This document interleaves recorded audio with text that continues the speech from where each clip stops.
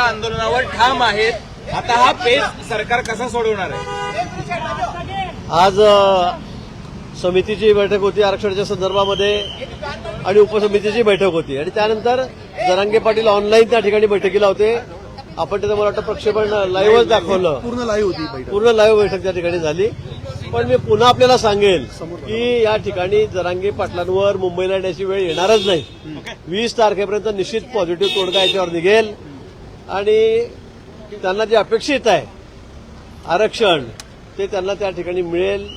परंतु मुंबईला एवढ्या मोठ्या संख्येमध्ये आमचे मराठा बांधव येतील, इथे काहीतरी मग अजून मग ट्रॅफिक असेल, मग लोकांचं दैनंदिन जीवन असेल, शाळेचे मुलं आहेत, कॉलेजचे आहेत, म्हणजे मोठा प्रश्न निर्माण होईल आणि म्हणून मला असं वाटतं की त्यांना जे अपेक्षित आहे ते त्यांना मिळालं तर ते या ठिकाणी येणारच नाही। आणि सरकारची भूमिका अतिशय प्रामाणिक आहे, आम्हाला टिकणारं आरक्षणच त्यांना द्यायचं आहे आणि म्हणून या बैठकीतून काय बोललो मी, काय नाही बोललो, तरी सरकार या बाबतीमध्ये अतिशय सकारात्मक आहे। मला वाटतं 20 तारखेच्या आत अतिशय पॉझिटिव्ह तोडगा या संदर्भामध्ये निघेल।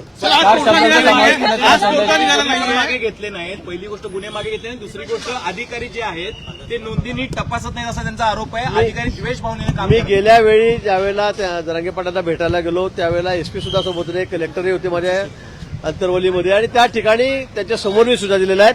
थोडे तांत्रिक अडचण आहे त्यामुळे त्याला वेळ लागतोय हे निश्चित आहे, पण हे ठरलेलं आहे। माननीय गृहमंत्र्यांनी सुद्धा त्या ठिकाणी सांगितलं की अंतरवलीमधले गुन्हे जे आहेत ते आम्ही त्या ठिकाणी मागे घेणार आहोत आणि म्हणून आजही मुख्यमंत्री महोदयांनी सूचना दिल्या की 169 करून किंवा ज्या पद्धतीने असेल त्या पद्धतीने गुन्हे मागे घ्या, या सूचना आजही दिलेल्या आहेत। मला वाटतं त्यावर काम चाललेलं आहे, पण थोडा त्याला वेळ लागतोय नक्की आहे, म्हणून आम्ही गुन्हे मागे घेत नाही असा याचा अर्थ होत नाही। पण जरांगे पाटील एका प्रकारे सरकारला डिक्टेट करण्याच्या स्थितीत असल्यासारखं दिसतंय। त्यांची भाषा, ते जे काही बोलतायत ते ताठर भूमिका घेत आहेत। ते म्हणतात की असं जर ते म्हणतात तसं झालं नाही तर आंदोलन होणार म्हणजे होणार, की सरकारला वेटीस धरण्याचा प्रयत्न आहे।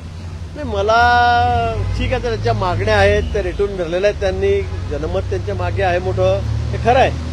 पण सरकार किती पॉझिटिव्ह आहे, तुम्ही लाईव्ह दाखवलं असेल, मी सांगितलं की कधी नाही, मी 30 वर्ष असं कधीच बघितलं नाही। इतके आरक्षणासंदर्भामध्ये मोर्चे निघाले, मराठा समाज निघाले, इतर समाज, पण सरकार इतकं सकारात्मक यावेळी आहे आणि इतक्या गतीने काम करतं आहे। सगळी शासकीय यंत्रणा जी आहे ती रात्रंदिवस काम करते। आम्ही मंत्री असून सुद्धा आम्ही दररोज बैठका करतो, एका दिवसाआड बैठका करतो, बोलतो, चर्चा करतो आणि म्हणून मला असं वाटतं की त्यांनी हे समजून घेतलं पाहिजे। सरकारला कुठल्याही परिस्थितीमध्ये आरक्षण द्यायचंच आहे। मुख्यमंत्री महोदयांनी तर केवढं मोठं या ठिकाणी वचन दिलं जनतेला महाराजांच्या समोर आणि म्हणून मला असं वाटतं की या संदर्भामध्ये सकारात्मक तोडगा निघेल आणि 20 तारखेला जरांगे पाटलांना मुंबईला येण्याचं काम पडणार नाही।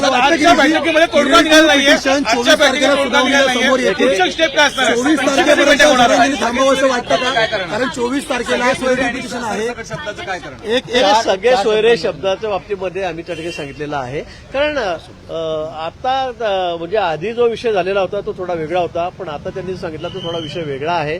सोयरे म्हटल्यावर आता मुलगी जर आपण सासरवाडीला गेली तर सासरच्या लोकांनाही सर्टिफिकेट द्या असा अर्थ जो गृहीत आहे, अपेक्षित तो होत नाहीये। आता त्यांनी ते मान्य केलेलं आहे, मला वाटतं याच्यावरही तोडगा निघेल। पिटिशनचा एक विंडो आहे ती ओपन झाली असं स्वतः मुख्यमंत्र्यांनी सांगितलं। 24 तारखेला त्या संदर्भातील सुनावणी आहे। 24 तारखेला पिटिशनच्या माध्यमातून आम्ही सर्व तयारी केलेली आहे।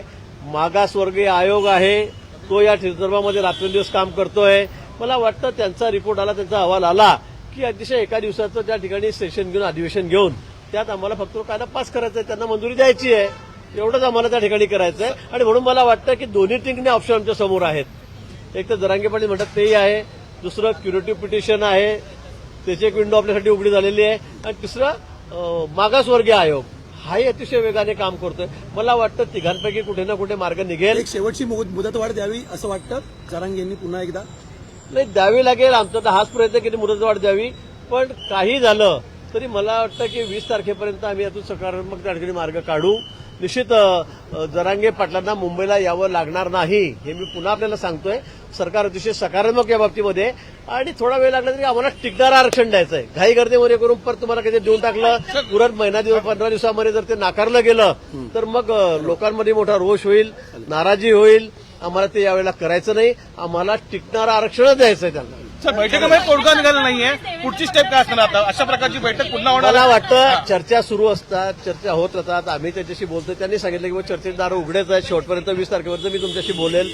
मला वाटतं यातून चर्चेतूनच या ठिकाणी मार्ग निघेल. सर, एकीकडे ही बैठक झाली, मात्र दुसरीकडे बैठक झाल्यावर जरांगे पाटील यांनी आता उद्या जे मुंबईतील कार्यकर्ते आहेत त्यांना अंतर्वालीला बोलले आणि जो आंदोलन ते करणार आहेत मुंबईमध्ये त्याचा आढावा आणि एकंदरीत नियोजन ते करणार आहे. ठीक आहे, तर त्यांनी एवढा मोठा मोर्चा देणार आहे लोक एका दिवसात होणार नाही. तयारी त्यांची करावी लागेल. आम्ही आमच्या पद्धतीने अतिशय सकारात्मक तयारी करतो आहोत. ते त्यांच्या पद्धतीने तयारी करतायत. असा 20 तारखेला मोर्चा आणि 19 तारखेला सगळे चला केल्यानंतर मोर्चा काही होणार नाही. कारण मोठ्या संख्येमध्ये त्या ठिकाणी येणार आहेत. मोठा जनाधार त्यांच्या मागे त्या ठिकाणी उभा राहिलेला आहे आणि म्हणून मला वाटतं की त्यांना त्यांच्या पद्धतीने तयारी करावी लागेल. बैठक संपण्यापूर्वीच अजित पवार आणि देवेंद्र फडणवीस निघून गेले होते, काय कारण? नाही, त्यांच्या बैठका वेगळ्या होत्या, कार्यक्रम वेगळा ठरला होता. आधीच ठरलं होतं की माननीय मुख्यमंत्री महोदयांना आम्ही जे समितीचे 5-6 लोक आहोत उपसमितीचे, ते या बैठकीला हजर राहतील आणि म्हणून त्यांच्या कामासाठी ते निघून गेलेत. यातून काही दुसरा अर्थ काढण्याची गरज नाही.